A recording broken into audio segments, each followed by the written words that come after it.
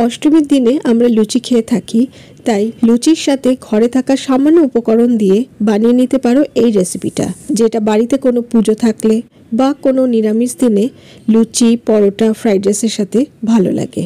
নমস্কার বন্ধুরা, তোমাদের সকলকে রুমির হেসেল ঘরে স্বাগত জানাই। আমি রুমি। আমার আজকের রেসিপি দুর্গাপুজো স্পেশাল আলুর দম। সম্পূর্ণ নিরামিষ এই রান্নাটা খেতেও অত্যন্ত সুস্বাদু হয়। তাহলে চলো এই আলুর দমের রেসিপিটা দেখে নেওয়া যাক। আলুর দম বানানোর জন্য প্রথমে একটা মশলা তৈরি করে নেব। তার জন্য কড়াই গরম করে দিয়ে দিয়েছি একটা শুকনো লঙ্কা, তারপরে গোটা গরম মশলার মধ্যে দিয়ে দিলাম 4টে এলাচ, 4টে লবঙ্গ আর 4টে দারচিনি স্টিক। এবার দিয়ে দিচ্ছি 10-12টা গোটা গোলমরিচ, সাথে দিয়ে দিলাম 1 চামচ গোটা জিরে আর সবশেষে দিয়ে দিলাম 1 চামচ গোটা ধনে। এবার এই গোটা মশলাগুলো 3 থেকে 4 মিনিট ভেজে নেব। মশলা থেকে সুন্দর একটা গন্ধ বেরোলে ফ্লেমটা অফ করে মশলাটা একটা প্লেটের মধ্যে ঢেলে সম্পূর্ণ ঠান্ডা করে মিক্সিতে গুঁড়িয়ে নেব। এবার একটা বাটির মধ্যে আমি দিয়ে দিচ্ছি বড় চামচে 1.5 চামচ চারমগজ, দিয়ে দিলাম 10-12টা কাজু বাদাম। এবার এই চারমগজ আর কাজু বাদাম জল দিয়ে ভিজিয়ে রাখবো কিছুক্ষণ, তারপরে বেটে নেবো মিক্সিতে। এবার এই আলুর দমের জন্য আমি ছোট সাইজের আলু নিয়েছি। আমি প্রায় 14 থেকে 15টার মতন ছোট সাইজের আলু নিয়েছি। আলুগুলো আগেই নুন দিয়ে সেদ্ধ করে রেখেছিলাম। এবার আলুর খোসাগুলো ছাড়িয়ে নেব। যদি বড় সাইজের আলু হয় তাহলে তোমরা টুকরো করেও নিতে পারো। আর আলুটা আগে সেদ্ধ করে নিলে রান্নাটাও তাড়াতাড়ি হয়ে যায়। আর আলু কিন্তু খুব বেশি সেদ্ধ করবে না, খুব বেশি সেদ্ধ হয়ে গেলে কিন্তু রান্নাটা ভালো হবে না।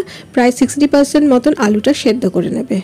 এবার কড়াইতে আমি বড় চামচে 2 চামচ সাদা তেল গরম করে নিয়ে সেদ্ধ করে রাখা আলুগুলোকে কড়াইয়ের মধ্যে দিয়ে দিলাম। এই আলুর দমটা সাদা তেলেই রান্না করতে হবে।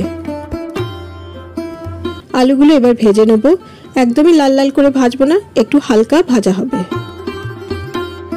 আলুগুলো ভাজতে ভাজতে আমি মশলাটা গুঁড়িয়ে নিয়েছি। ঠিক এরকম মশলাটা গুঁড়িয়ে নিতে হবে। এবার আলুর দমের জন্য আরেকটা ওই যে কাজু বাদামের পেস্টটা রেডি করে নেব। তার জন্য আমি মিক্সি জারের মধ্যে দিয়ে দিচ্ছি বড় চামচের 1 চামচ পোস্ত।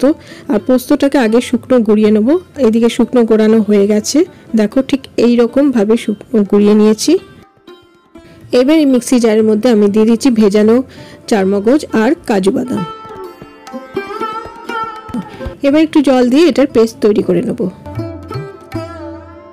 আলুগুলো হালকা লাল লাল করে ভাজা হয়ে গেছে। এবার আলুগুলো তুলে নেব।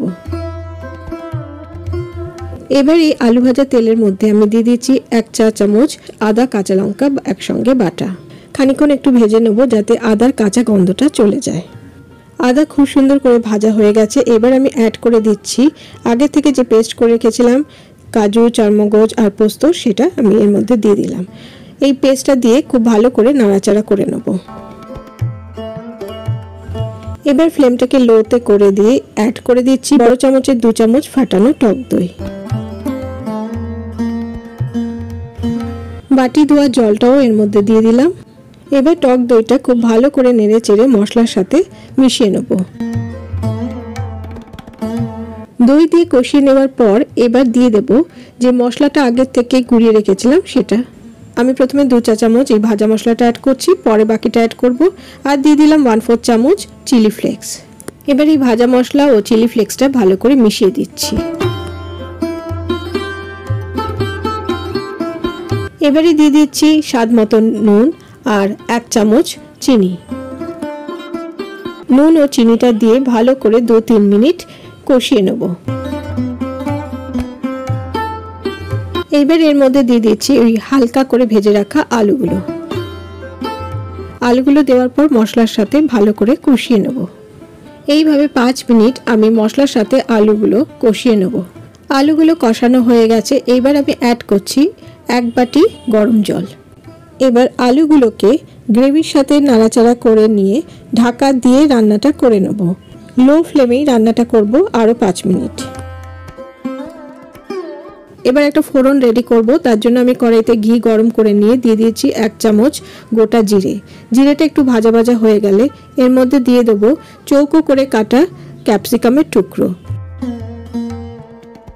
সাথে দিয়ে দিলাম 3টে কাঁচা লঙ্কা চিড়ে। সব শেষে দিয়ে দিলাম টমেটোর টুকরো, বড় বড় টুকরো করে কেটে রাখা একটা টমেটোকেই টুকরো করেছি। ফ্লেমটাও হাই করেই এই টমেটো আর ক্যাপসিকাম ভেজে নেব। ফ্লেম কমানো যাবে না, তাতে টমেটো ক্যাপসিকাম নরম হয়ে যেতে পারে। এদিকে আমার ভাজা হয়ে গেছে। এইবারে এদিকে ঢাকাটা খুলে নিয়ে আমি দেখে নিচ্ছি আলুর দমটা কতটা হয়েছে। ঢাকাটা খুলে একটু নেড়ে চেড়ে নিচ্ছি। যেহেতু আলুগুলো 60% প্রায় সেদ্ধ করাই রয়েছে, তাই আলুর দমটা হতে বেশি সময় লাগবে না। এইবারে এই ভেজে রাখা টমেটো ক্যাপসিকাম আমি আলুর দমের মধ্যে দিয়ে দিলাম।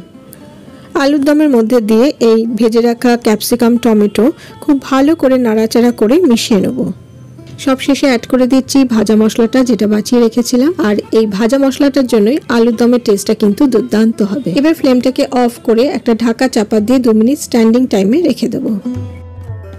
2 মিনিট পর ঢাকাটা খুলে দেবো। ঢাকাটা খুললে একটা সুন্দর গন্ধ বেরোবে। এইবারে হালকা হাতে একটু নাড়াচাড়া করে নেব। ব্যাস তৈরি হয়ে গেল অষ্টমী স্পেশাল আলুর দম। এইবার এটা গরম গরম লুচির সাথে তোমরা পরিবেশন করতে পারো। শুধু লুচি কেন, এটা যে কোনো নিরামিষ দিনে পোলাও, ফ্রাইড রাইসের সাথেও পরিবেশন করা যেতে পারে।